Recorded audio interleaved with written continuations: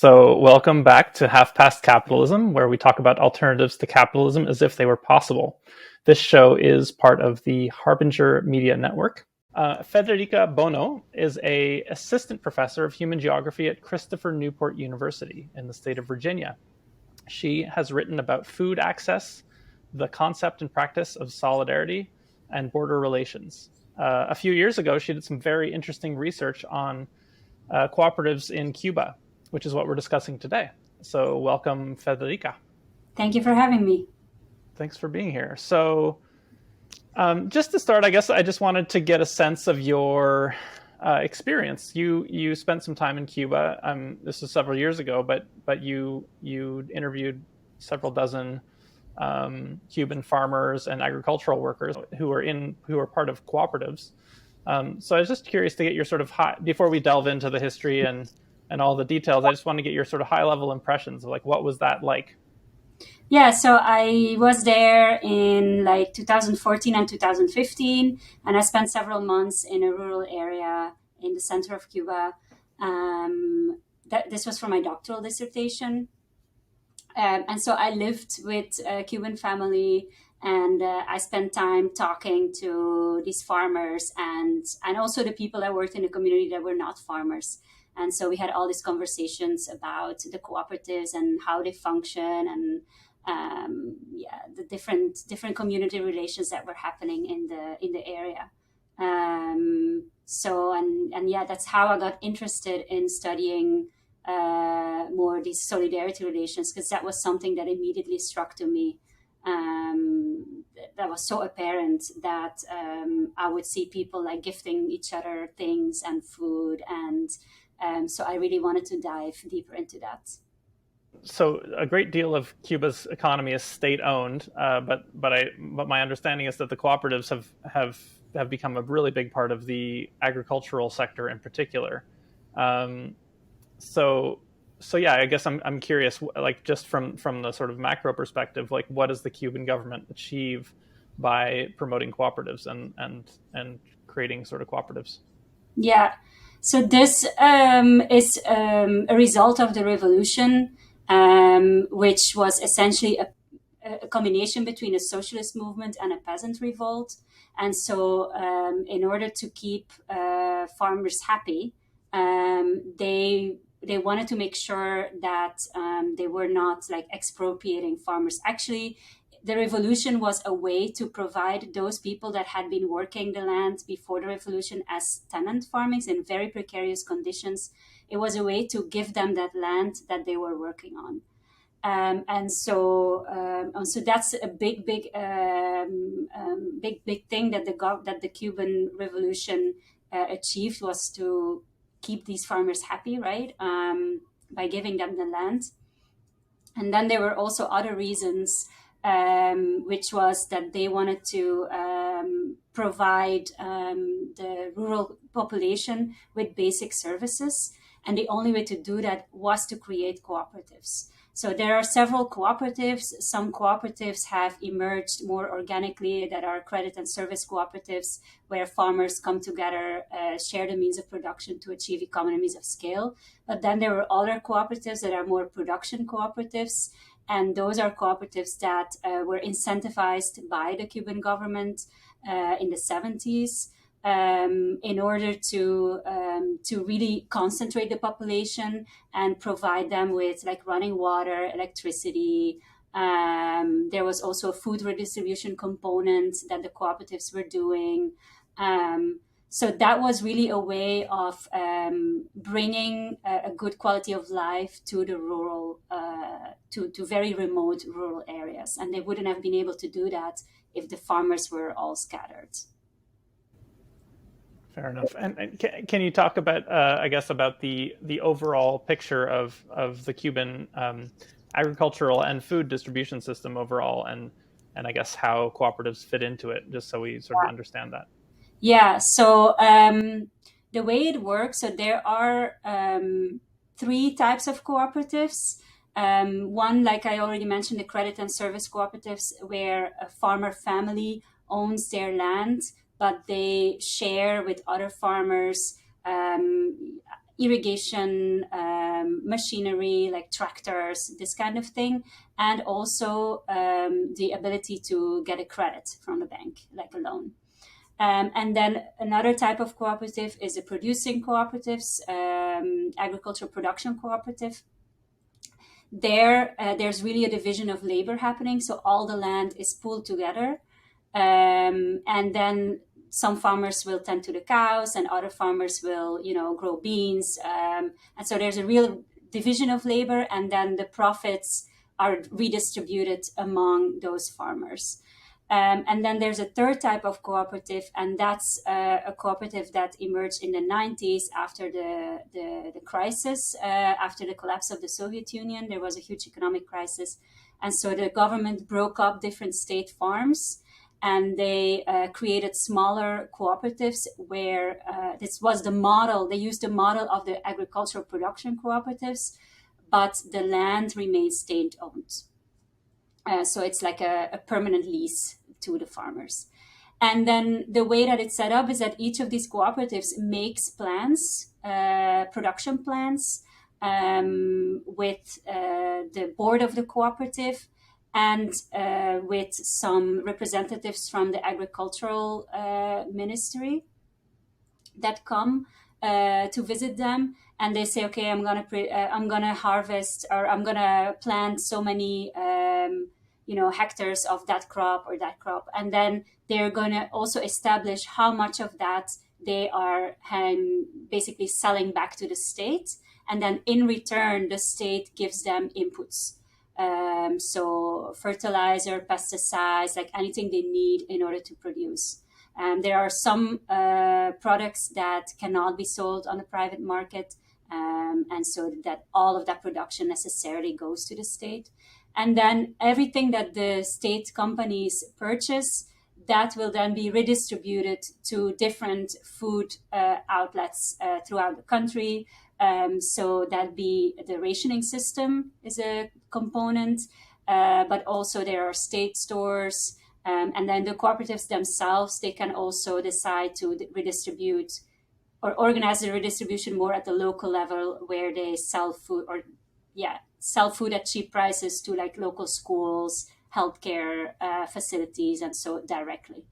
So there's really this redistribution system that is coordinated kind of like centrally or by provinces, that aims to bring that food to the people of Cuba. It's an interesting combination. It seems like it's heavily centralized in the sense that it's coordinated, and the sort of purchasing happens in sort of pretty centralized ways at different levels of government and at different levels of institutions. But then at the same time, you have this sort of, I guess, nominally democratic governance at the local level, where things are managed cooperatively.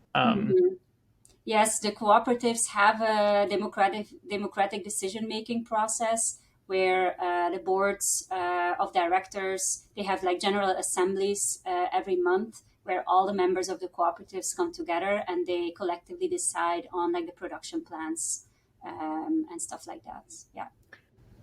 I find that so interesting because it almost seems like an inversion of what we have like in Canada, for example, where like most of the work is probably done by like migrant workers who have almost no rights, certainly no democratic rights within the workplace, and then the I guess food distribution system is marked by like theoretical freedom in the sense that there's a free market where anybody can buy from whoever. Yeah. But it doesn't really have that sort of democratic effect. So like I'm curious, just coming from a sort of a from a free market economy, which you've studied as well, and comparing it to Cuba, like how do you see the sort of strengths and weaknesses there? So I think a big strength of the Cuban model is that they really try to provide food to everybody, regardless of the contribution to the economy, right? So the right to food is something that is inscribed in the Constitution of Cuba. So there is this connection happening from from the farmers to the people, and the way that farmers talk about it is also very interesting, because they really see it as their responsibility that they produce food for the people. And so the way that it's set up is very interesting and has a lot of potential. The way that it's working out, like in practice, there are, of course, broader contextual factors that make that there are problems in the system, that has to do with the fact that Cuba is a poor country, that they are lacking resources, that sometimes there's not enough transportation to get the food to where it has to go, and so it's left in the field, and it goes bad. But it's definitely more comprehensive in the sense that it's not about, like in the free market system, where you're basically left to figuring out how to get your food on the table. So that's, of course, a big difference, that it's the country sees it as its responsibility to provide people with food. The issue is that it's not always they're not always succeeding in doing that because of, I think, factors that are beyond the mere cooperative system, the way that it's set up.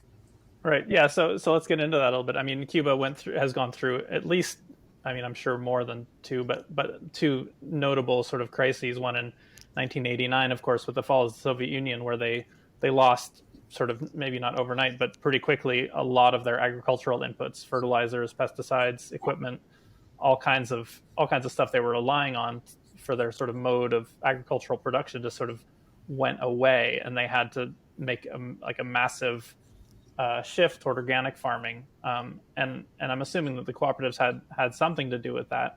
And then, of course, there's the more recent crisis, where there's clearly a lack of availability of food as well. Obviously, after '89, there was a very strict rationing system, and today, I guess, I don't know, maybe you can talk more about today, but I'm curious if you could talk, I guess, about the role of cooperatives in addressing both of those sort of crises. Yes.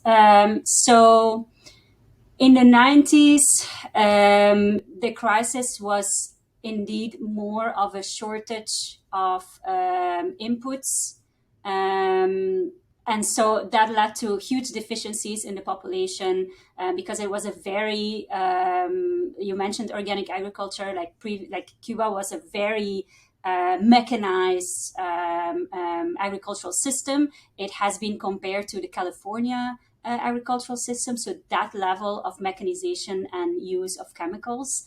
And actually, almost overnight, indeed, they did lose all of that support, because the main trading partner was Russia. And so there were a lot of deficiencies, like B12 shortages, neurological issues. And what happened then is that people started to basically look at vacant lots in the cities, and they started to occupy those and produce their own vegetables and raise chickens. And the state government saw that, and they institutionalized that.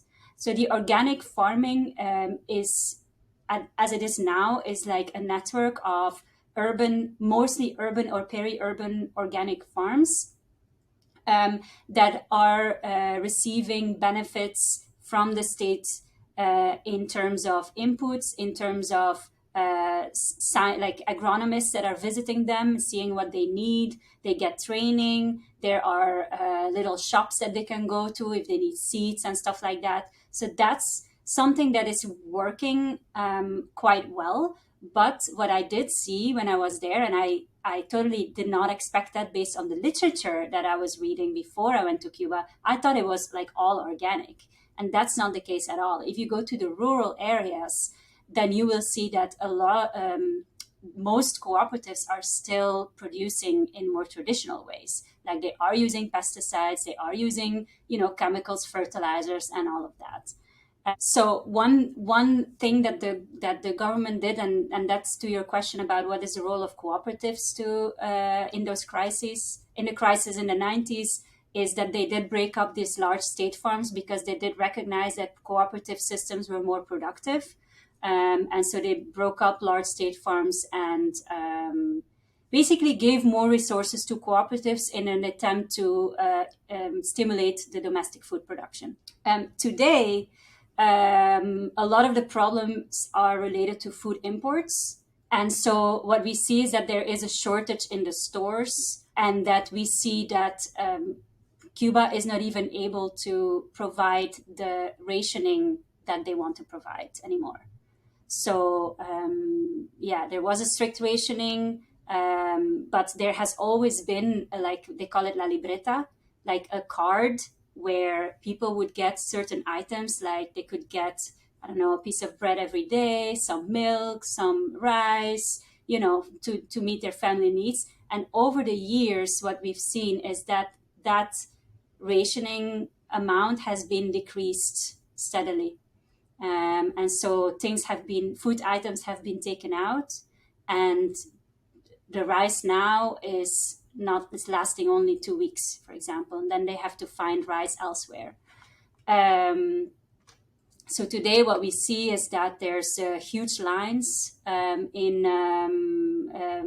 before the rationing stores, the state stores. People are even sleeping in the lines in order to get the food. They have separated, like you cannot just go every day anymore, but certain people can go on a Monday and other people can go on a Tuesday. I know of people having to wake up like super early in the morning at 4 a.m. in order to get a piece of bread. So it's really like that. But I think that that's more of an urban problem.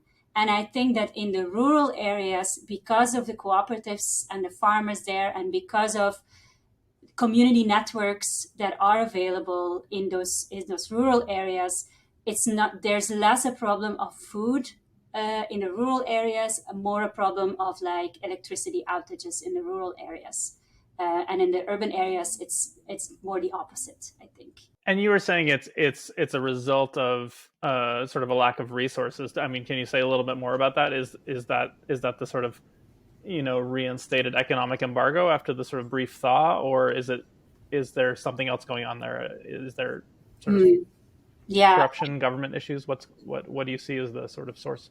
I think there are several sources. I think a big part is the shortage of resources and the strengthening of the embargo, for sure. Like we cannot deny the role of the embargo and the sanctions that have the COVID pandemic that has drastically reduced the number of tourism, sanctions that have been imposed.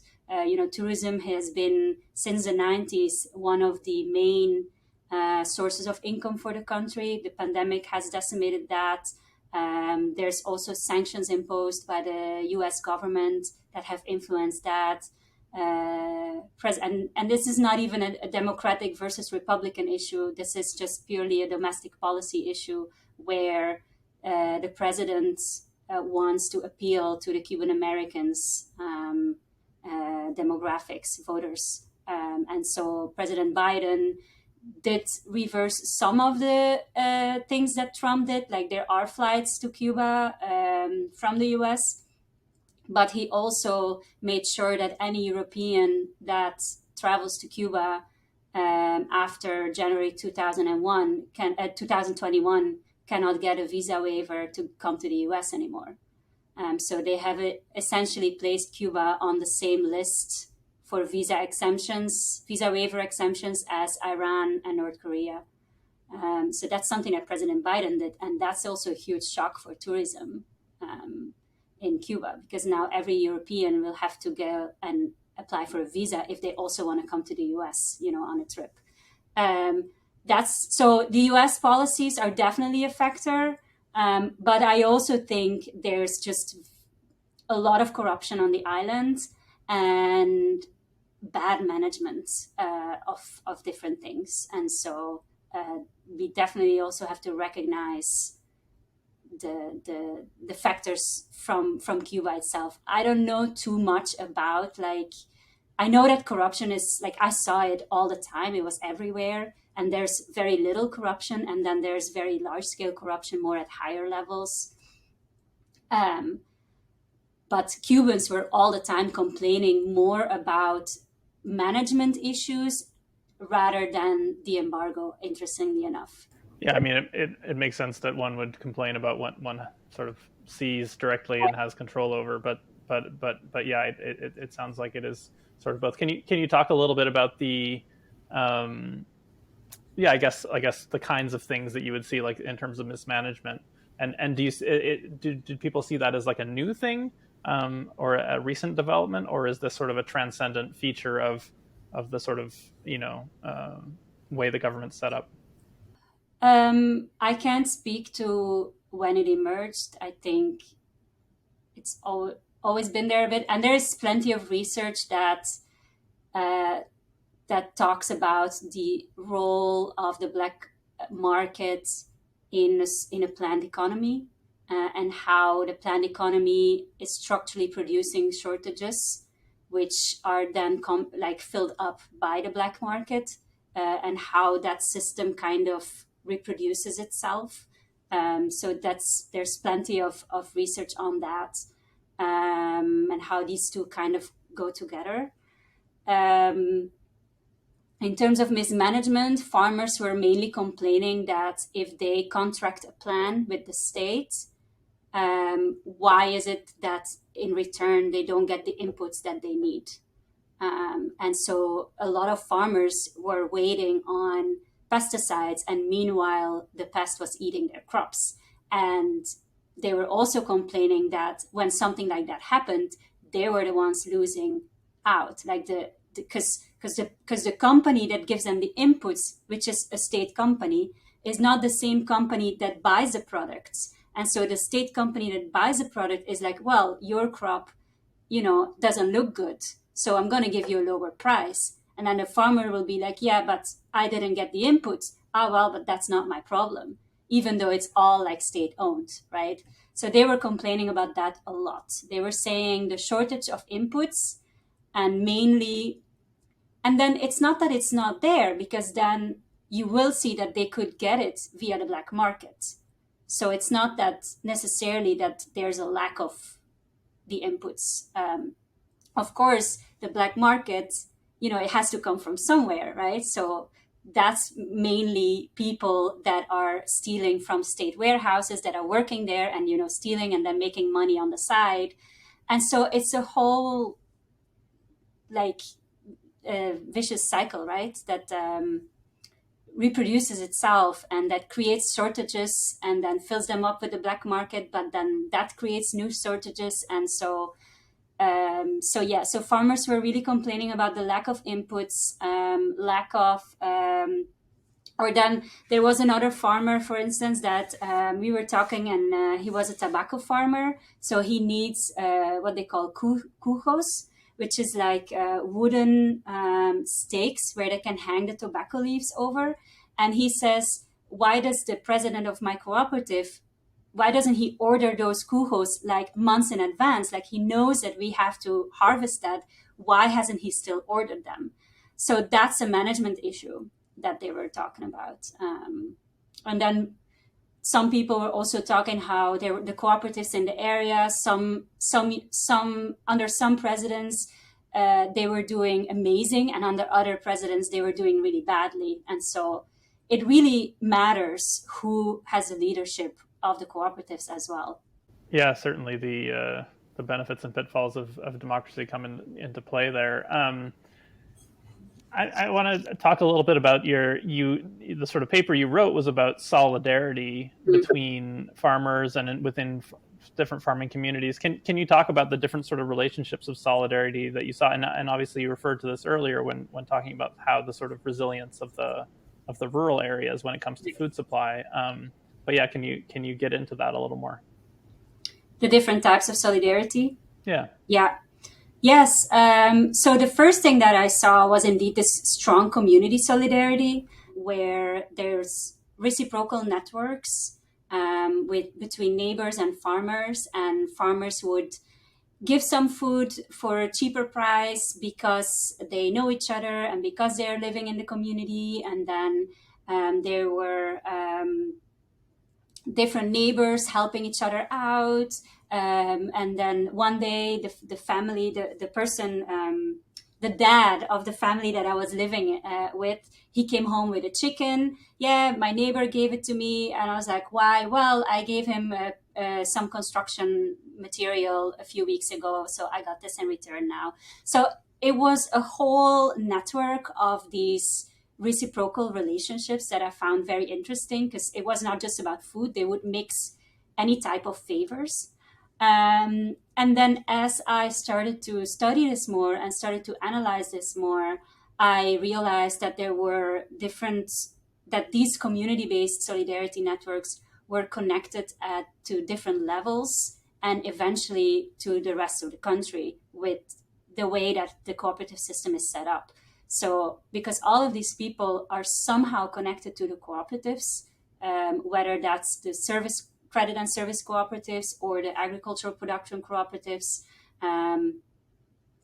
these relations, these communal relations, are taken to the General Assembly, basically. So they're filtering in the General Assembly of the cooperative, and so at the same time, the cooperative has some responsibilities that are inscribed in the law, that are some more types of institutionalized solidarity, because they have to do it. So, for instance, the cooperatives are responsible to meet the basic needs of their members and their family members. So that means that they have to redistribute food.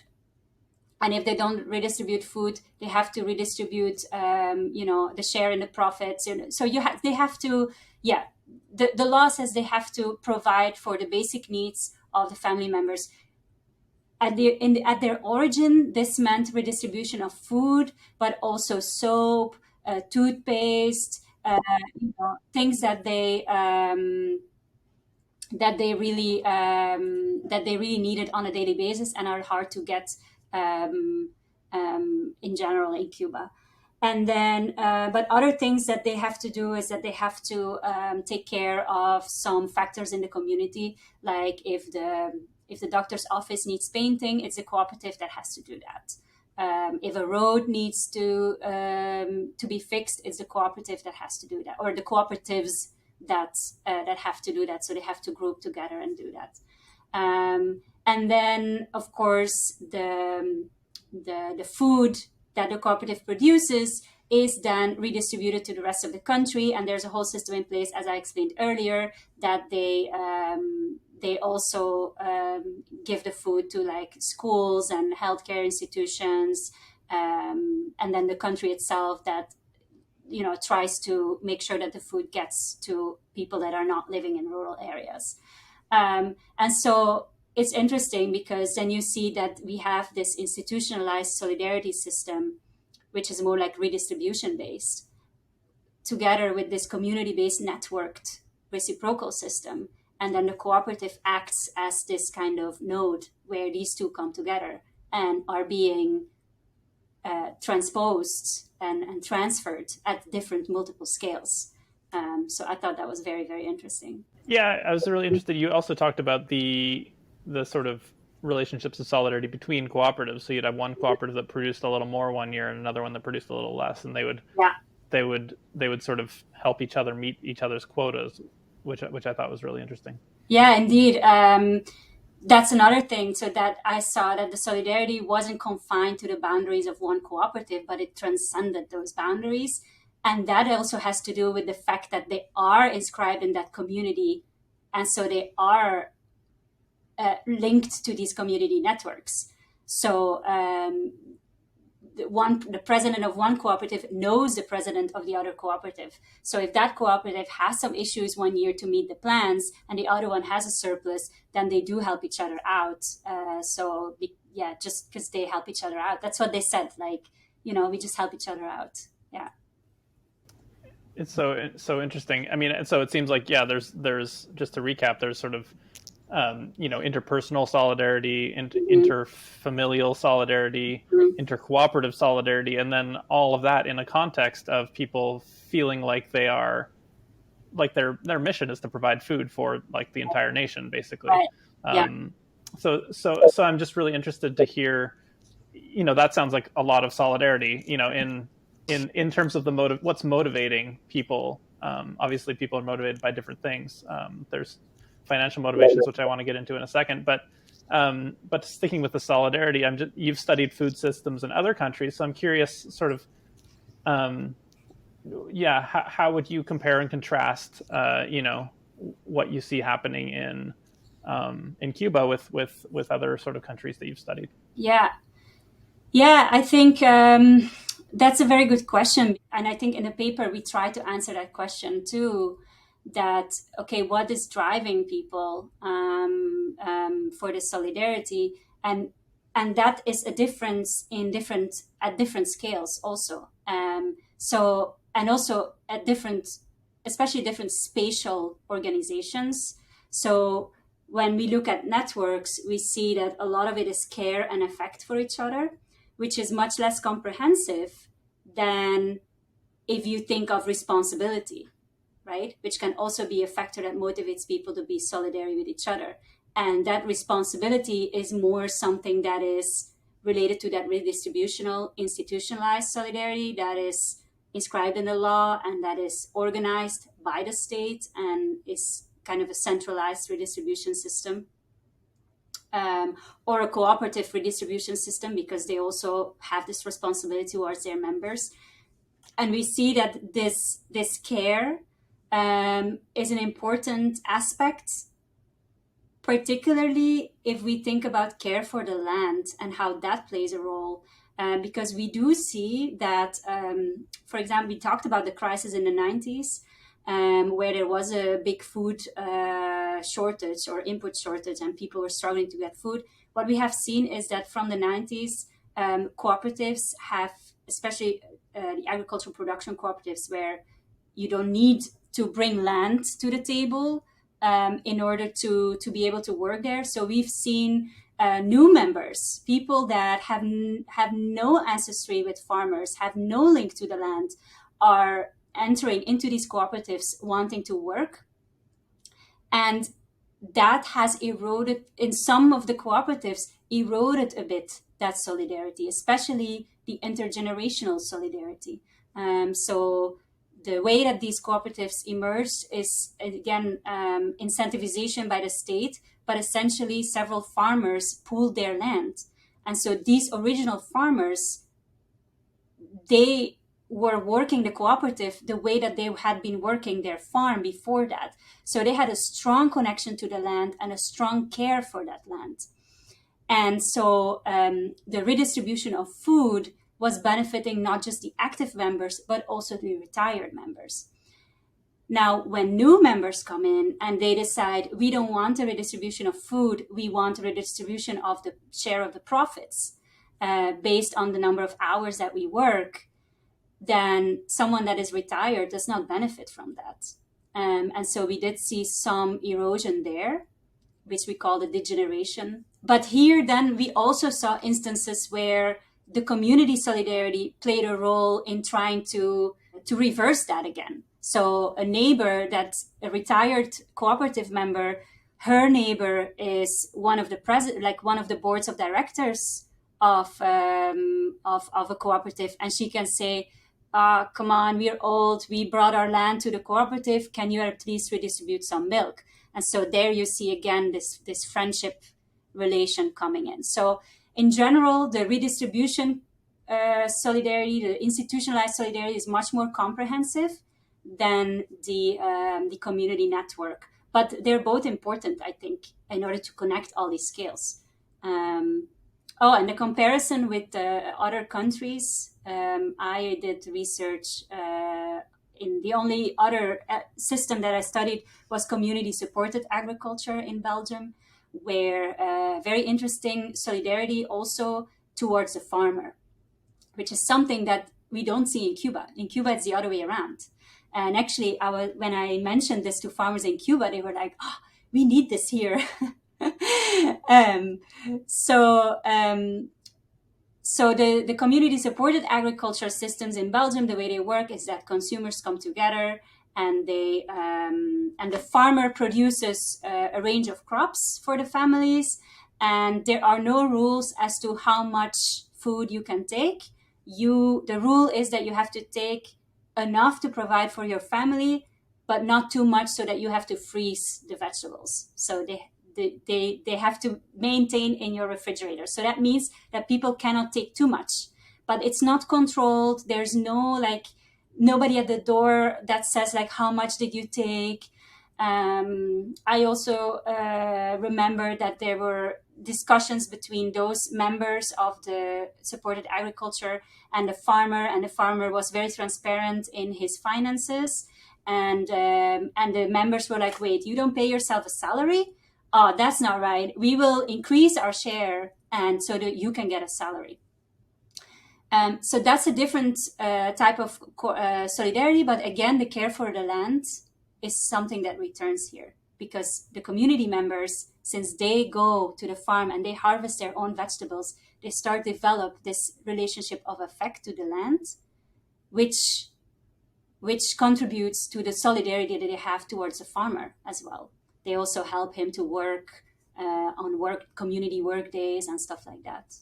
The solidarity, the care for the land is really interesting, because I almost see it as another layer of solidarity. You have solidarity between people and organizations and stuff, but then you also have solidarity between species or between humans and the ecology that sustains them.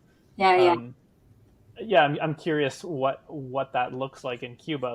Do you think that the way the agricultural system is set up promotes or affords a particular relationship with land or ecological systems? It depends again on the type of cooperative. These credit and service cooperatives are really families. They maintain in their family, and so the crops that they produce they keep all the profits of the crops that they produce. So they have care for the land because of generations already. Also, people probably living in the community for generations will have a different type of affinity for the farming profession than somebody who's coming from outside the communities.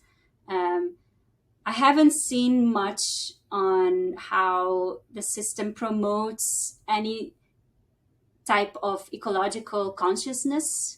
I remember actually on occasion that we were traveling and my friend was complaining because some Cuban had thrown some garbage on the street.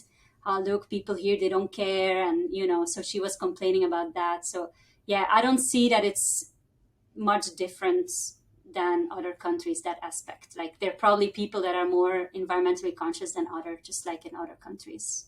Yeah. Fair enough. And the other thing I wanted to come back to is it seems to me that in Cuba you have certainly a different set of incentives than one would expect in in a U.S. or Canada or Europe, where you have somebody who's you have distorting effects basically of the foreign currency, and also of the sort of heightened need for food. So you have for example.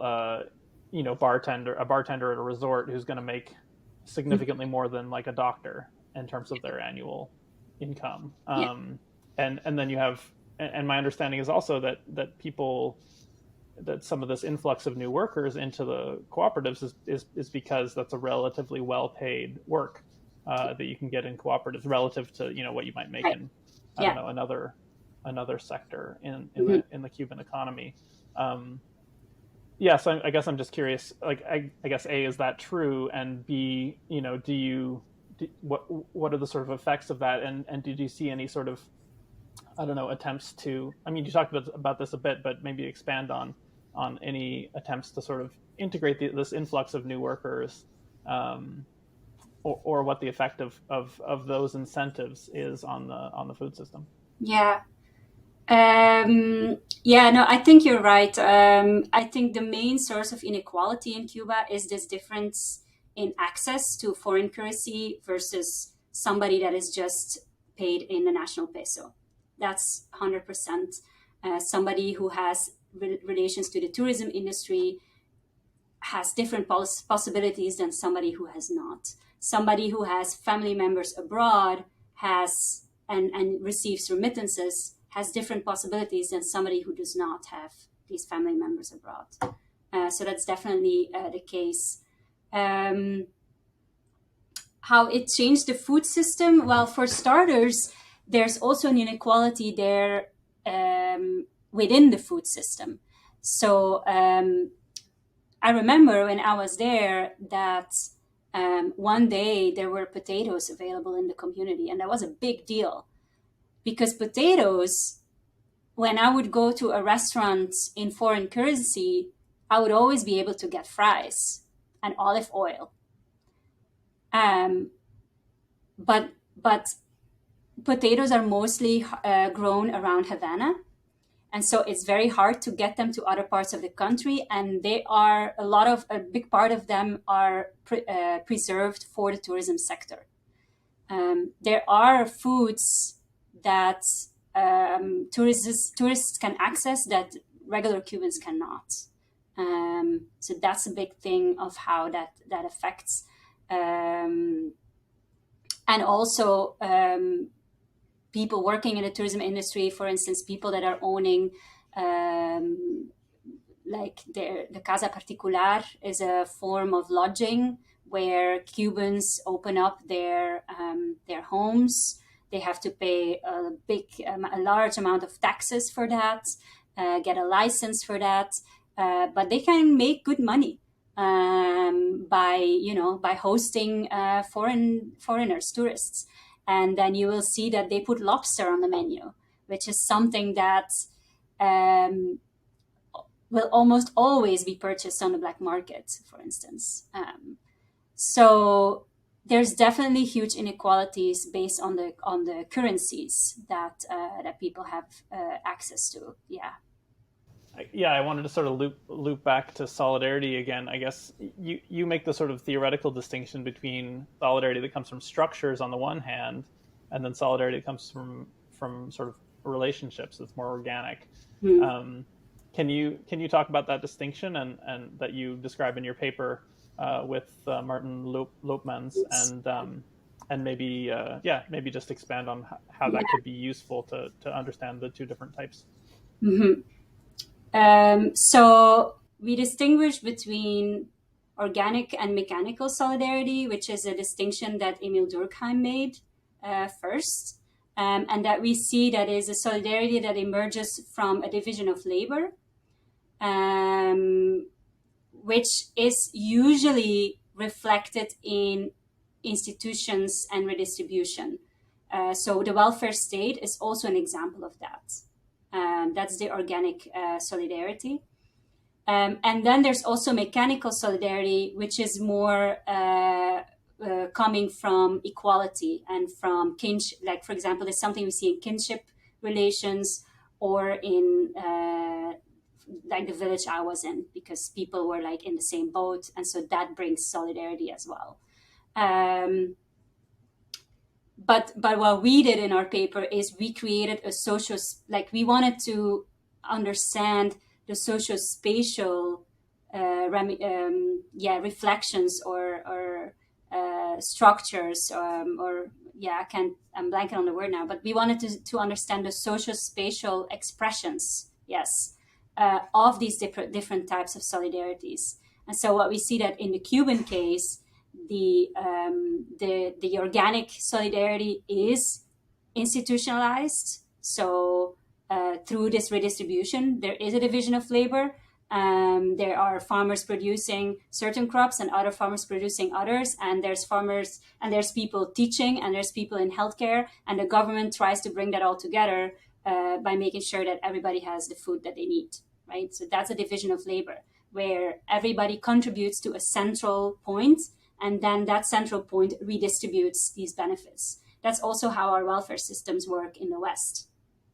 The interesting thing with the Cuban case is how they managed to connect that centralized redistribution system with these more local community-based solidarity systems that are indeed more they are more organic, but it's not called organic solidarity in Durkheimian terms, right?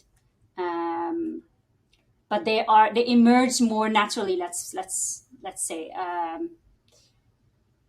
Well, he didn't make the distinction between solidarity that emerged naturally or solidarity, like both of them emerge naturally, just based on the structures that are there. Like one is based on division of labor and the other one is based on equality. And I guess having sort of thought through these sort of distinctions, and also with your on the ground observations, what I'm curious what you would share with movements, that are trying to build more solidarity, that are trying to, move from relations of commodification or exploitation to relationships of solidarity. Like how would you like what, I guess, what tips or what insights would you share with folks who are trying to do that? Yeah, I don't know if I have tips so much, but I think one thing that comes to mind is the fact that solidarity is, of course, not something that is limited to Cuba, right? So we do have solidarity in our communities. But as I reflect on these different solidarities, like we have solidarities in neighborhoods, and we have churches that organize some redistribution, which is another part of solidarity. And we have,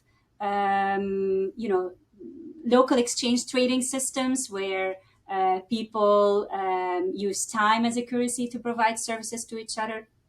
But what we see in all these different types of solidarities, I think, is that it's always a particular demographic that is involved, whether that's income or race, and it doesn't really transcend these boundaries. And so I think for movements or cooperatives, one of the messages of our paper is, I think, to really try to create these spaces where all of these different types of solidarities can come together. And so I think a cooperative can play a role in that, because a cooperative can unite people from different backgrounds as they become members of a cooperative. And these people bring their own community solidarities, bring that with them to the cooperatives and to the meetings in these cooperatives. And so they will reflect on issues based on their own communities that they come from. And so probably bring those solidarity relations with them. And so I think that's kind of the main messages of the papers, to try to envision some of these spaces where we can have all these different types of solidarities come together, reciprocity, redistribution, and who knows, maybe even we have the states do some kind of redistribution. I know that's so far, but I mean, this, if you think about it, like we already have food stamps, right? Like that's something that we have. Like, why can't we make more direct connections with our farmers to redistribute food, rather than have people resort to convenience stores where they can get to buy processed food with their food stamps? Like that doesn't make any sense, right? Certainly room for improvement in the role of the state. I guess I wanted to broaden it out, I guess, sort of on that note.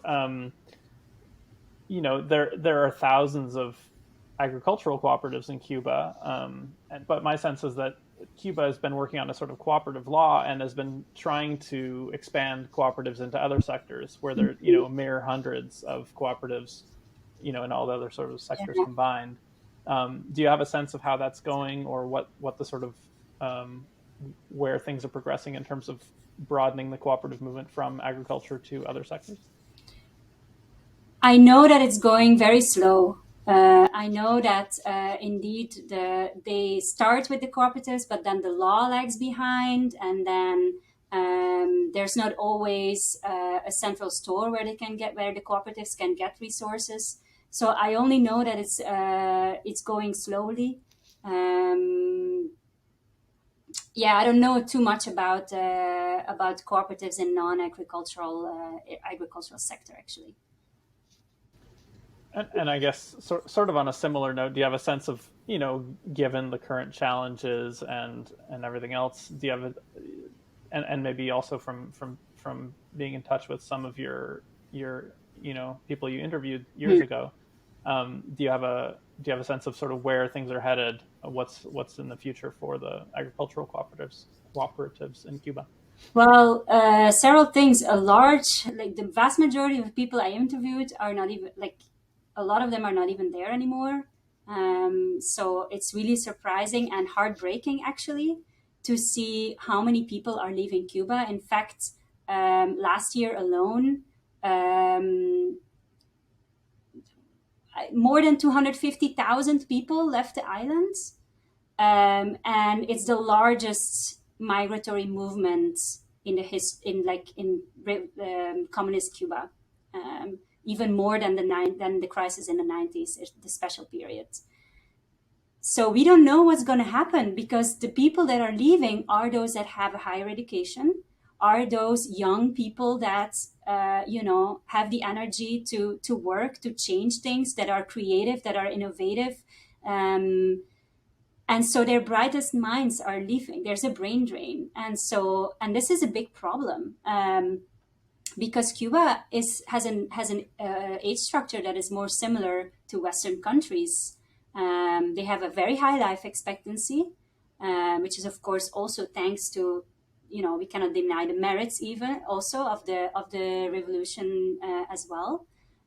So they have very high life expectancy, very high educational numbers, low birth rates. So they have all these human welfare indicators that are more similar to Western countries than to developing countries. But unfortunately, their young, active people don't see a future and are leaving mass en masse to the US. To US, but also to Serbia, Russia, like countries like that, other countries in Latin America. So I don't know what the future is going to hold for the country as a whole. I know some elderly people that have worked their whole life for the revolution are, in tears when they think of it. They're like, what have I done? Or what was my life worth? Because I cannot defend this anymore. So it's really heartbreaking. I hope, I don't know, that the Cuban government is gonna wake up and realize that that they have to invest in their and actually, now that I think about it, maybe this is an erosion of national solidarity right there. Maybe community solidarity is still strong, but since the national redistribution system doesn't work as well, people don't reciprocate their solidarity to their nation and they want to leave. Like, we can theorize it that way, I think. So for the cooperatives itself, in the countryside, as long as they get the inputs, they will probably be fine. Because, like we talked about, that's where the food is. So that's, on the other hand, somebody who has studied and gets a college degree maybe doesn't want to go to farming, So maybe they're disappointed in that way. Great. Well, super interesting reflections on the Cuban system. So I really appreciate your taking the time. I guess as a final question, is there anything that you would sort of point people toward if they want to understand more about cooperatives in Cuba or the stuff we've been talking about? I want to say, one thing that I definitely want to say is that I really think we have to separate some of the structures that we've been talking about and the effects, or not the effects, or some of the things that the negative things that we've been talking about. I really strongly believe in this cooperative solidarity system and the way it's set up. I think it's very inspirational. I think it's very, we can learn a lot from that. And I don't want to equate that system with some of the problems that the country is having. So I do think that we have to be able to distinguish and separate these things, right? There's a lot written about cooperatives, but not a lot based on actual research on the island. Me and my co-author and just a handful more have been doing that. It's because it's so hard to for a lot of scholars to get to Cuba and do research there. You need visas. You need. There's a lot of times there's chaperoning and state institutions that are breathing over your shoulders and looking at the questions that you're asking, and I was fortunate enough not to have that situation, so I was able to be there without anybody double checking the questions that I was asking to farmers. So I was alone there for most of the time. And then there are some experts some people that have just written about cooperatives for years and probably have some local, maybe they are Cuban, have Cuban ancestry or some Cubans. And then I'm thinking of Camila Piñeiro-Harnecker. Yeah. There you go. Yeah. She is one that I think wrote a lot of good things about cooperatives in Cuba. Yeah. Your final reflection there is interesting in the sense that yet to sort of understand the things that are going wrong, that you sort of described, the corruption and so on, as sort of breakdowns in solidarity, breakdowns in cooperation, in the sense of, you have people who are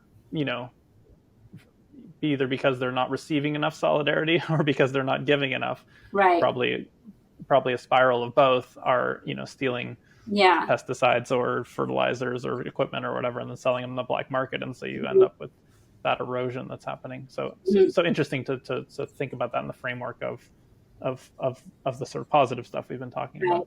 Yeah. Mm-hmm. But thanks so much again, Federica, for taking the time. And Thank you. And it was my pleasure. Thank you for the invitation.